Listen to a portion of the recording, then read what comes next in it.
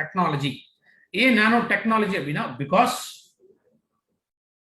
சின்ன விஷயங்களையுமே பெருசாக்கி கொடுக்கக்கூடியது, அதான் நானோ டெக்னாலஜின்னு சொல்லுவோம். இப்ப பொதுவா யூரியா, இந்த யூரியா வந்து வெறும் கையில் எடுத்து பாருங்க, கொஞ்ச நேரத்தில் அப்படியே என்ன ஆகும்னா அந்த யூரியா வந்து அப்படியே கரைய ஆரம்பிச்சிடும். ஏன்னா காத்துல ஈரப்பதம் இருக்கு, அந்த ஈரப்பதத்தோட மிக்ஸ் ஆகும்போது அது கரைஞ்சிடும். இதே தான் நீங்க நிலத்துக்கு மேல யூரியாவை வந்து போட்டு போயிருவீங்க. அந்த மாதிரி போட்ட பிறகு கொஞ்ச நேரத்தில் என்ன ஆகும், காத்து அப்சர்வ் பண்ண ஆரம்பிக்கும் பொழுது அது கரைஞ்சி போயிடும். அப்போ டைரக்டா நிலத்துக்குள்ள போகாம வேஸ்டேஜ் ஆகிறதுக்கான சான்சஸ் வந்து அதிகம். அதனால இப்போ ரீசெண்டா என்ன பண்ணிருக்காங்கன்னா, ஈவன் கவர்மெண்டோட செக்மெண்ட்டே என்ன பண்ணிருக்காங்க, இந்த யூரியாவை பொறுத்த வரைக்கும் இந்த நீம் கோட்டட் யூரியா அப்படின்னு சொல்லி இப்போ கொடுத்துட்டு வராங்க. ஸோ நீம் கோட்டட் அப்படிங்கும்போது என்ன, அவ்வளோ சீக்கிரத்தில் வந்து யூரியா வந்து மாய்ச்சர்ல கரையாது, பேப்பர்ல வந்து கரையாது. அப்ப இன்னும் கொஞ்சம் காலம் வந்து அந்த எஃபெக்டை கொஞ்சம் கொஞ்சமா கொடுக்கக்கூடியது. அதே மாதிரியாக இருக்கக்கூடிய ஒரு டெக்னாலஜி அதான் நானோ சிலேட்டிங் டெக்னாலஜி. அந்த முறைப்படி உருவாக்கப்பட்டதுதான் நம்மளுடைய அக்ரி நானோ டெக். பொதுவா ஒரு செடியோட வளர்ச்சியை பொறுத்த வரைக்கும் ரெண்டு விஷயம் ரொம்ப முக்கியங்க. ஒன்னு பிஹெச் பேலன்ஸ், நிலத்தோட பிஹெச் பேலன்ஸ் ரொம்ப முக்கியம். ரெண்டாவது எவ்வளவுக்கு எவ்வளவு நுண்ணூட்ட சத்துக்கள் கிடைக்குது அப்படிங்கிறத நம்ம பார்க்கணும். ஸோ பிஹெச் பேலன்ஸ் நிலத்தை பொறுத்த வரைக்குமே அமிலமாகவும் இருக்கக்கூடாது, கரியமிலமாகவும் இருக்கக்கூடாது, எப்போதுமே நியூட்ரல் 7. இந்த 7ல தான் பிஹெச் பேலன்ஸ், நிலத்தோட பேலன்ஸ் வந்து இருக்கும். இந்த பேலன்ஸ் மாறும்போது என்ன ஆகும், அமிலத்தன்மை அதிகமாக இருந்துச்சு அப்படின்னா இந்த பிரைமரி நியூட்ரிஷன்ஸா இருக்கக்கூடிய நைட்ரஜன், ஆக்சிஜன், கார்பன், இந்த ஊட்டச்சத்துக்கள் கிடைக்காமல் போகலாம். அதே கரியமிலத்தன்மை ஆல்கலைன் பேஸ்ல அதிகமா இருந்துச்சுன்னா என்ன ஆகும், அந்த நுண்ணூட்ட சத்துக்கள், ஒரு 7 விதமான நுண்ணூட்ட சத்துக்கள் இருக்கு, இது வேர்களால உறிஞ்ச முடியாமல் போகலாம். அப்ப செகண்டரி நியூட்ரியன்ஸ் அப்படின்னு பார்க்கும்போது கால்சியம், மெக்னீசியம், சல்ஃபர். மைக்ரோ நுண்ணூட்ட சத்துக்கள் அப்படின்னு பார்க்கும்போது zinc, iron, copper, மேக்னீஸ், boron, chlorine, மாலிப்டனம், nickel. இந்த நுண்ணூட்ட சத்துக்கள் இது ரொம்ப ரொம்ப முக்கியம் ஒரு செடிகளோட வளர்ச்சிக்கு. பொதுவாக யோசிச்சு பாருங்க, ஒரு விவசாயிங்க மேக்சிமம் என்ன கொடுக்குறாங்க, ஒரு 3-4 தான் அதிகப்படியா கொடுக்கலாம்.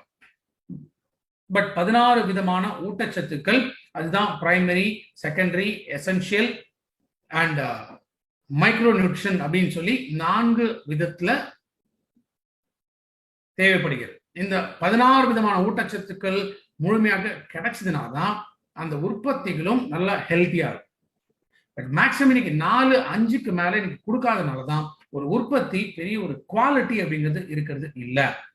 ஸோ இந்த இடத்துல தான் நம்மளுடைய அக்ரி நானோடெக்கோட பெனிஃபிட்ஸ் வந்து அதிகமாகும். ஸோ நானோடெக் கொடுக்கறதுனால என்ன ஆகுது, நிலத்தோட தன்மையை ஃபர்ஸ்ட் ஆஃப் ஆல் நியூட்ரலா மெயின்டைன் பண்ணும். ஆர் என்ன கண்டிஷன்ல இருந்தாலும் சரி, ஆல்கலைனா இருந்தாலும் சரி, அசிடிக் லெவல்ஸ் அதிகமாக இருந்தாலும் சரி, அப்ப முறையாக அந்த ஊட்டச்சத்துக்களை நானோடெக்ல இருந்து சப்போர்ட் பண்ணக்கூடிய ஜெனரலா semi arid conditions. Semi arid கண்டிஷன்ஸ்னா இந்த மாதிரி இடங்கள்ல மேக்சிமம் வருஷத்துக்கே பாத்தீங்கன்னா 12 சென்டிமீட்டர் தான் மழையே இருக்கும். அந்த மாதிரி பகுதிகள் அதுதான் செமி அரிட் அப்படின்னு சொல்லுவோம். அப்ப பெருசா மழை பெய்யாது அப்படிங்கிற இடத்துல அந்த ஊட்டச்சத்துக்கள் முழுமையாக கிடைக்காத மாதிரி இருக்கக்கூடிய சூழ்நிலைகள்ல நானோடெக் சப்போர்ட் பண்ணக்கூடிய. இரண்டாவது இலைகள். இலைகள் பொறுத்த வரைக்குமே இலையோட சைஸ் வந்து பெருசாகும். இலைகளோட சைஸ் பெருசாகுது. அதே போல குளோரோஃபில் ஃபார்மேஷன், ஏன்னா செடிகள் பச்சையா இருக்கிறதுக்கு முக்கியமான காரணம் என்ன, இந்த குளோரோஃபில் தேவை. இந்த குளோரோஃபில் தான் சன்லைட்டோட உதவியோட இந்த போட்டோசிந்தட்டிக் ப்ராசஸ் வந்து சப்போர்ட் பண்ணக்கூடியது. அப்ப இலைகள் பெருசாக கிடைச்சிச்சுனால அதற்கு தனியாக ஒரு ரேட் போகும். இலைகள் பெருசாகுது அப்படின்னா இலை சார்ந்த உற்பத்திகள் எப்போ உங்களுக்கு ஞாபகம் வருதோ அப்போ உடனடியாக பயன்படுத்த வேண்டியது அக்ரி நானோடெக். வெத்தலை இருக்கலாம், வாழை இலை இருக்கலாம், டீ லீவ்ஸ் இருக்கலாம், புதினா, கொத்தமல்லி, இந்த மாதிரி உற்பத்திகள் இது எல்லாமே வெறும் இலை சார்ந்த உற்பத்திகள். அப்ப இலை சார்ந்த உற்பத்திகளா இருந்துச்சுன்னா நானோடெக் அந்த இடத்துல பயன்படுத்தணும். அதே மாதிரி பழங்கள், காய்கறி, பழங்கள் அந்த அறுவடை செய்யக்கூடிய ஸ்டேஜ்ல நானோடெக் கொடுக்கறதுனால ஷெல்ஃப் லைஃப் இன்க்ரீஸ் ஆகும். ஏன்னா பொதுவாக ஒரு காய்கறி, பழங்கள் இதை பொறுத்த வரைக்கும் என்னன்னா அதுக்கு அழுகிறதுக்கான ஒரு நாட்கள் உண்டு. மேக்சிமம் 1 நாள் 2 நாள் அவ்வளவுதான் இருக்கும்.